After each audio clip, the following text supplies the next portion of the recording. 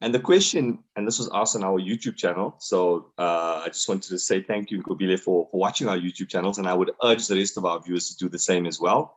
Nkobile wants to know, how long does a buyer have to act on defects after they've bought a property? The question goes on further and says, well, how long do you have to communicate this information? I'm assuming when Nkobile refers to information, they're referring to defects being brought to the seller's attention. Bruno? There's no specified time frame, except obviously in terms of our laws of prescription. So I'll explain that a little bit more now. If a person becomes aware of a defect, it is at a certain period of time. From becoming aware of the defect, you would normally only have like 3 years in order to be able to claim something resulting from that defect. So be it damages or repairs or whatever the case is, right? So that's the first, so that's the only time frame that I'd really worry about when it comes to reporting defects. But what's interesting is from the date that you bought the property, if you only discover a defect in a year's time, that's perfectly fine. There's no issues with that. And as an example of a case that I dealt with when it came to that is in a sale and execution, the person bought the property, had no idea what was happening, what the condition was, sold the property at the beginning of winter, and only in summer when it started raining, the person who now bought it from him, my client, figure out that there were huge flooding problems and drainage problems, but our client didn't know. And then it starts becoming a question of, who has claims against who, but that's a completely different story. So when you're looking at it from a timing perspective, that's the typical rule. It has to be 3 years from coming to your knowledge. But once it comes to your knowledge, even if that's 1 year after you bought the property.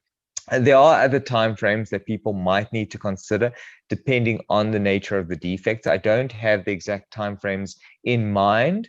It's actually one of my colleagues at the office that works with this, but this is when you're dealing with like NHBRC and that sort of thing. So now this is a different conversation to have.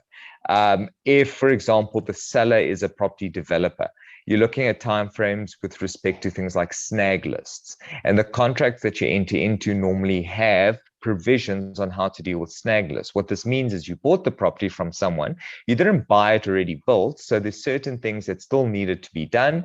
You go into the property on day one, you need to start looking for these snags, and you need to make a list of them so the developer can come in and start repairing them.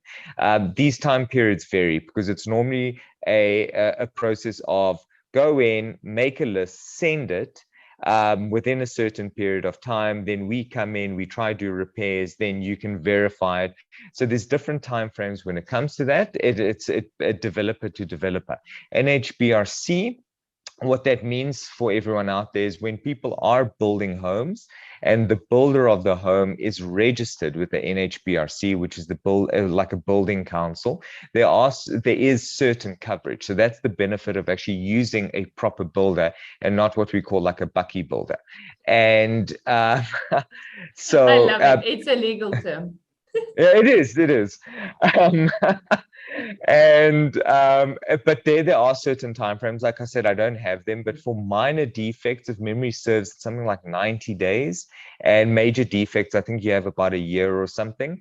So just be careful with that, because if you are going to claim against the builder, and remember, even if you've bought the property and it's a builder that built it beforehand, you still have a claim against them, that the person that built it, because of that insurance policy, irrespective of whether you have a claim against the seller or not. Even against the bucky builder, but you're just not going to find them.